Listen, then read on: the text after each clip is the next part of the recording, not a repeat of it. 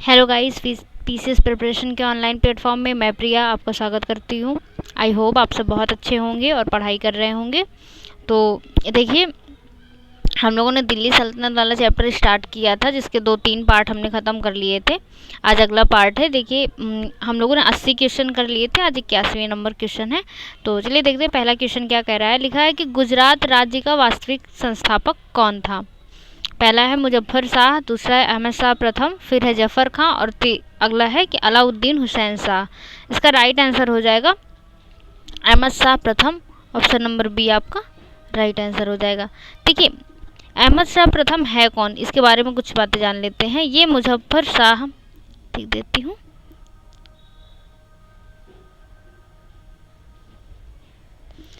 मुजफ्फर शाह का कौन है, पौत्र है। पौत्र समझते हैं, पौत्र है ये, ठीक है। और इसने, ये जो अहमद शाह प्रथम है, इसने एक काम और किया था कि इसने हिंदुओं पर जजिया कर लगाया था। हिंदुओं पर जजिया कर लगाया था।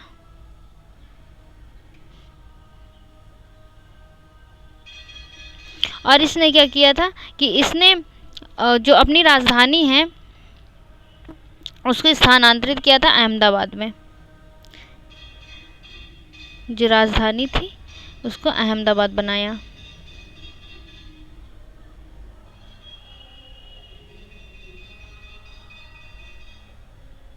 समझ में आया, 20 का राइट आंसर हो जाएगा, ठीक है। अगला देखते हैं क्वेश्चन।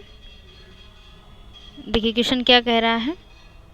लिखा है कि महमूद बेगड़ा के संबंध में निम्नलिखित कथनों पर विचार कीजिए। पहला है कि महमूद बेगड़ा को पुर्तगालियों से संघर्ष करना पड़ा क्योंकि वे पश्चिम एशिया के देशों के साथ गुजरात के व्यापार में दखलंदाजी कर रहे थे। पहला ऑप्शन हमारा ये दिया हुआ है।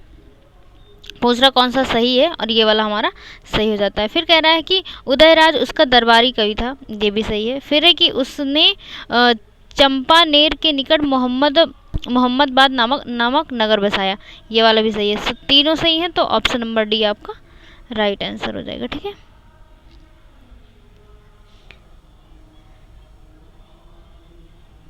देखिए अगला क्वेश्चन क्या कह रहा है कि मालवा राज्य के संदर्भ में निम्नलिखित में से कौन सा कथन असत्य है। कौन सा कथन असत्य है, असत्य पूछ रहा है। देखिए इसमें कह रहा है कि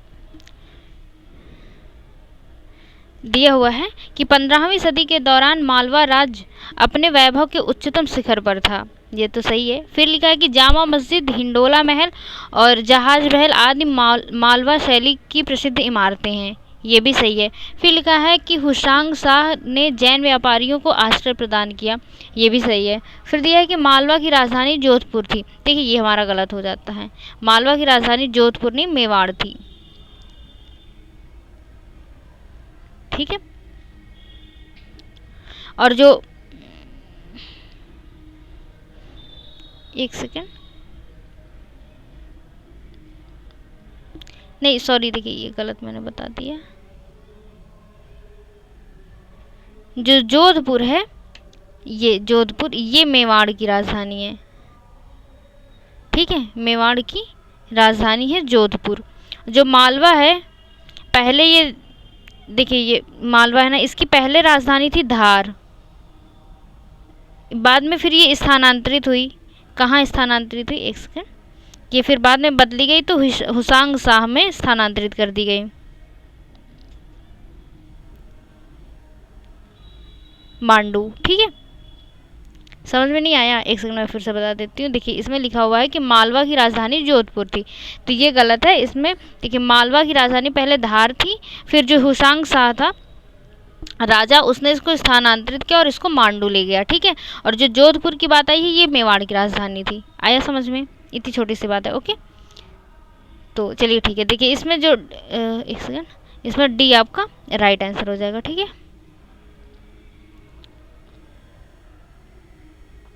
लिखा है खतौली की लड़ाई किस किस के बीच लड़ी गई।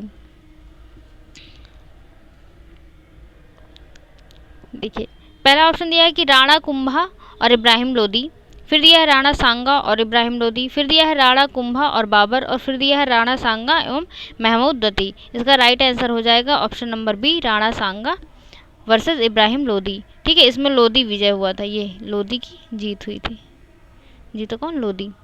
ठीक है, तो बी आपका राइट आंसर हो जाएगा।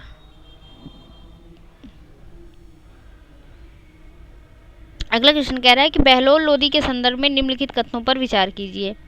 पहला दिया हुआ है कि उसे सरहिंद की इक्तादारी प्राप्त थी, तो ये एकदम सही है, सही पूछ रहा है ना, ये वाला एकदम सही है। दूसरा कह रहा है कि उसने खोखरों की शक्ति पर अंकुश लगाया, ये वाला भी सही है, दोनों सही है, तो ऑप्शन नंबर सी आपका राइट आंसर हो जाएगा।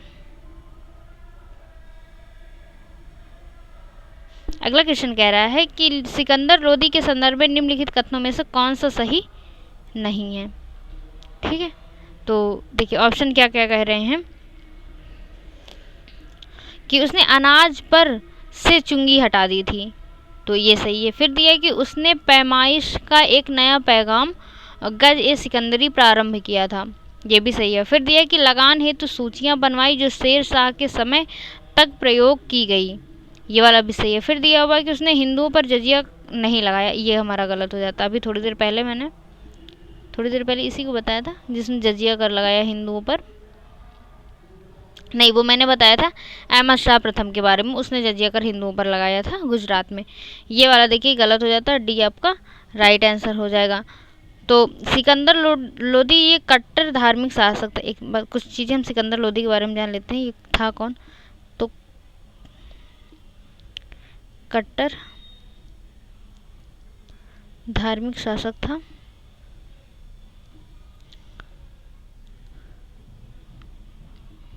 इसने हिंदुओं पर फिर से जजिया कर लगाया,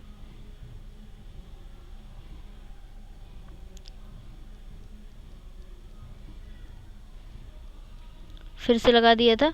और इसने एक मंदिर था, प्रसिद्ध मंदिर, हिंदुओं का प्रसिद्ध मंदिर था नागरकोट का मंदिर, नागरकोट का मंदिर, जिसको इसने तोड़वा दिया था, तोड़ डाला था इसने सैन्य अभियान के दौरान, इसको तोड़ा था बहुत कायदे से। ठीक है, तो इस वजह से ये मंदिर भी इम्पोर्टेंट हो जाता है, डी आपका राइट आंसर हो जाएगा। ठीक, अगला क्वेश्चन देख लेते हैं। देखिए अगला क्वेश्चन क्या कह रहा है कि सिकंदर लोदी के संदर्भ में निम्नलिखित कथनों पर विचार कीजिए। पहला है कि उसने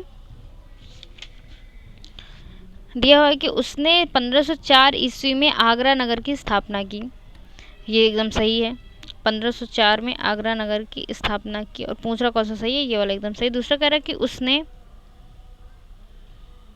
ये वाला सही है।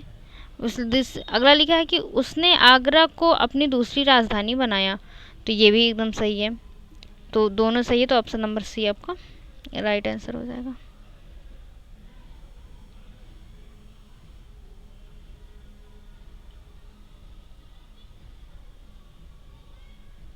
देखिए अगला क्वेश्चन क्या कह रहा है, निम्नलिखित कथनों पर विचार कीजिए। पहला ऑप्शन दिया हुआ है कि 14वीं सदी के मध्य तक कश्मीर शैव धर्म के केंद्र के रूप में विख्यात था, ये एकदम सही है। फिर दिया कि 15वीं सदी में कश्मीर में सूफी संतों को ऋषि कहा गया, ये वाला भी सही है। पूछ रहा उपर्युक्त कथन में से कौन सा सही है, दोनों सही है, तो ऑप्शन नंबर सी आपका राइट आंसर हो जाएगा।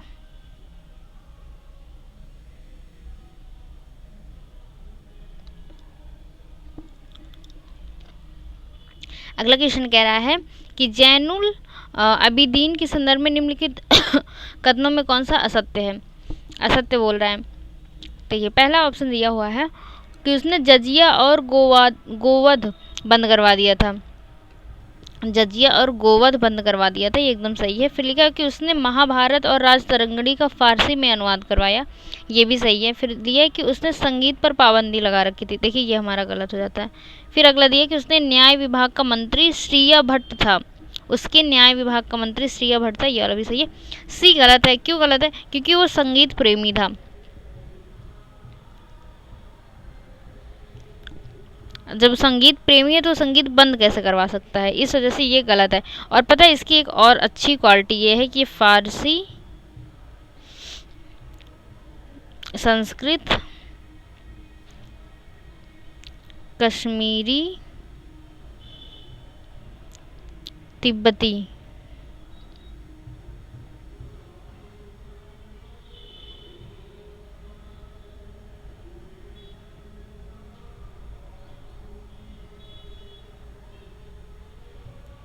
इतनी भाषाओं में पारंगत था।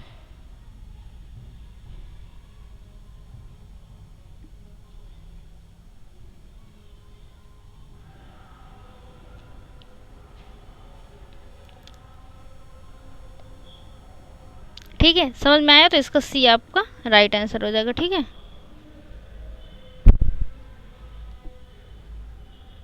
अगला देख लेते हैं।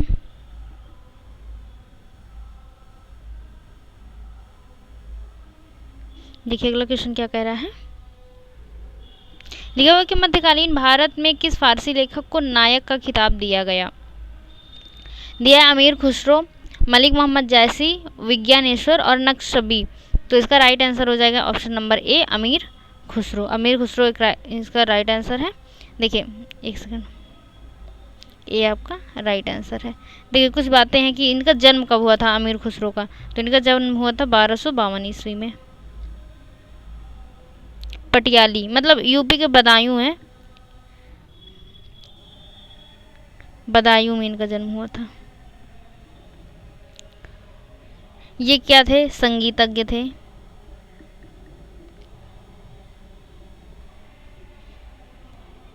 और निजामुद्दीन औलिया की सभा में भाग, मतलब ये निजामुद्दीन के भक्त थे, समझ लो।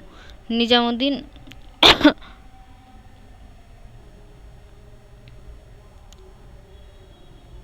निजामुद्दीन औलिया, ये बहुत ज़्यादा इम्पोर्टेंट है निजामुद्दीन औलिया वाला पॉइंट।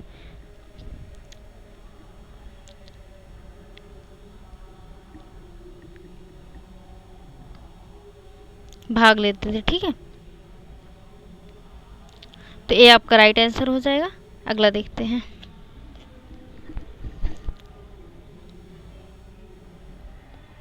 अगला क्वेश्चन कह रहा है कि अमीर खुसरो के संदर्भ में निम्नलिखित कथनों पर विचार कीजिए। पहला दिया हुआ कि कौन सा सही है, ये पूछ रहा है। ठीक है, दिया हुआ कि इन्हें सितार को इजाद करने का श्रेय दिया जाता है, ये एकदम सही बात है। दूसरा कह रहा है कि इसने तबला का आविष्कार किया। फिर अगला दिया है कि इसने अरबी फारसी मूल के राग यमन और घोर को भारतीय संगीत में शामिल किया, ये भी सही है। तीनों सही है, तो ऑप्शन नंबर डी आपका राइट आंसर हो जाएगा।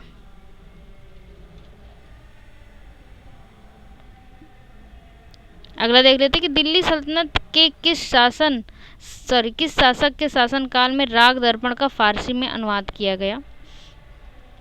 फिर दिया कि फिरोज तुगलक पहला ऑप्शन है, फिर है मोहम्मद तुगलक, बलबन और रजिया सुल्तान। इसका राइट आंसर हो जाएगा फिरोज तुगलक, ये आपका राइट आंसर हो जाएगा।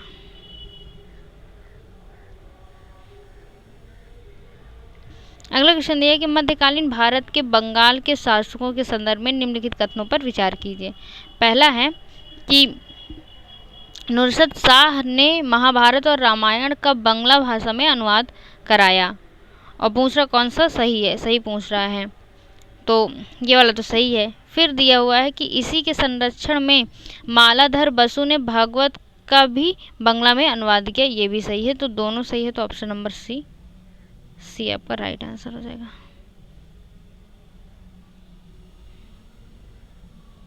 अगला क्वेश्चन देखिए क्या कह रहा है। लिखिए कि डाक प्रणाली द्वारा व्यापारियों को न केवल लंबी दूरी तक सूचना भेजी जा सकती थी, बल्कि इससे उधार प्रेषित करना संभव हुआ। जहां सिंध से दिल्ली की यात्रा में 50 दिन लगते थे, वहां गुप्तचरों की खबरें सुल्तान तक इस डाक व्यवस्था के माध्यम से मात्र 5 दिनों में पहुंचा दी जाती थी। उपरोक्त विवरण, अगला रुक जाइए एक बार, दिया कि उपरोक्त विवरण दिल्ली के किस शासक के शासन काल का है तथा किस यात्री द्वारा प्रस्तुत किया गया है? तो पहला दिया हुआ है मोहम्मद बिन तुगलक, इब्न बतूता। फिर दिया है कि शाहजहां, बर्नियर, अकबर, अंतोनियो मानसेरेते और फिर है औरंगजेब मनुची। ठीक है, इसका राइट आंसर हो जाएगा मोहम्मद बिन तुगलक, इब्न बतूता, ये आपका राइट आंसर हो जाएगा। ये उनके बारे में बता रहे हैं।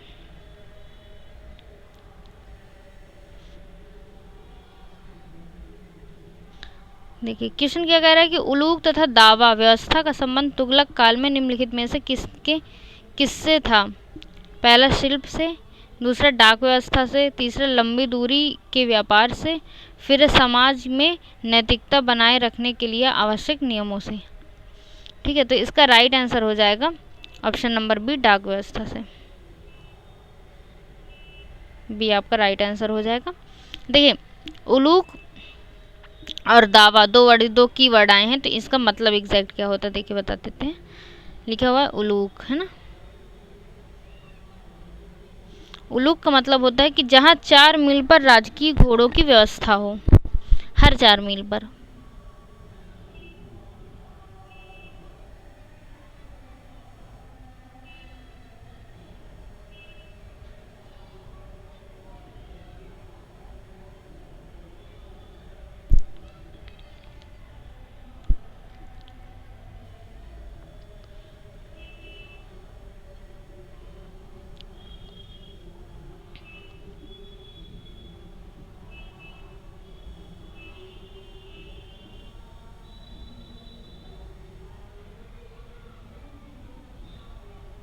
राजकीय घोड़ों की व्यवस्था हो। और जो वो था क्या, एक और वर्ड था दावा, ये क्या है? दावा का मतलब होता है कि पैदल डाक व्यवस्था। क्या होता है? पैदल डाक व्यवस्था।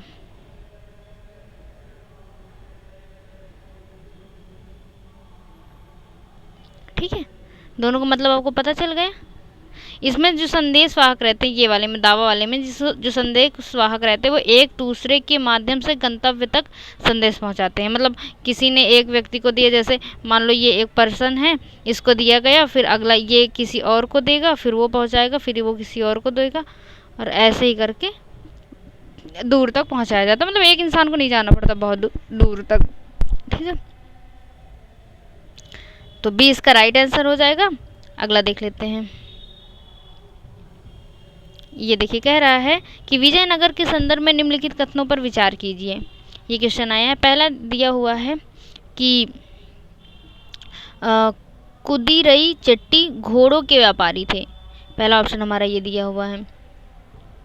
और पूछ रहा कौन सा सही नहीं है, तो ये वाला तो हमारा सही है। दूसरा कह रहा है नागलपुरम की स्थापना हरिहर और बुक्का ने की। बहुत देर से आप पढ़ते आ रहे हो, कल परसों 2-4 दिन से मैं बता रही हूँ कि हरिहर बुक्का ने किसकी स्थापना की है? विजयनगर की। ठीक है, तो ये वाला तो हमारा गलत हो गया। फिर कृष्णदेव राय का संबंध तुलु वंश से था, ये भी सही है। तो इसमें कौन सा सही नहीं है? ऑप्शन नंबर 2 केवल बी सही नहीं है। और जहाँ तक रही नागलपुरम की, तो इसकी स्थापना कृष्णदेव राय ने की।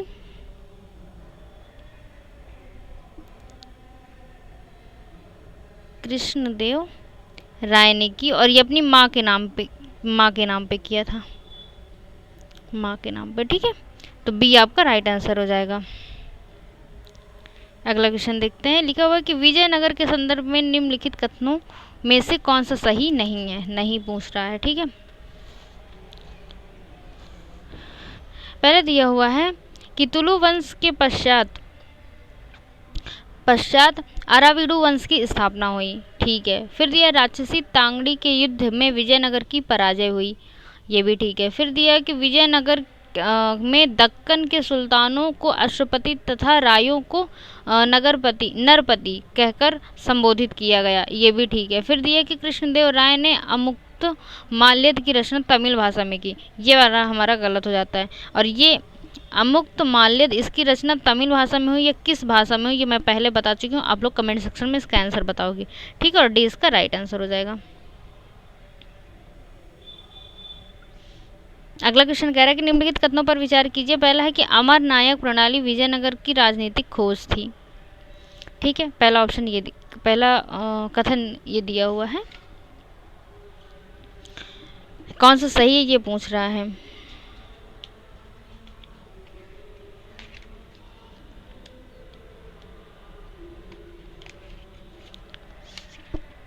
कौन सा सही है ये पूछ रहा है। पहला दिया है कि अमर नायक प्रणाली विजयनगर की राजनीतिक खोज की, एकदम सही है। दूसरा कह रहा है कि अमर नायकों के पद वंशानुगत होते थे तथा इनका स्थानांतरण नहीं किया जा सकता, ये हमारा गलत हो जाता है।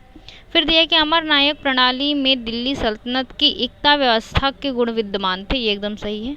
फिर दिया कृष्णदेव राय ने स्वयं की यवन राज्य की स्थापना करने वाला कहा। ये भी सही है। तो 1 3 4 सही है, यानी सी नंबर आपका राइट आंसर हो जाएगा। ठीक है, अगला देख लेते हैं।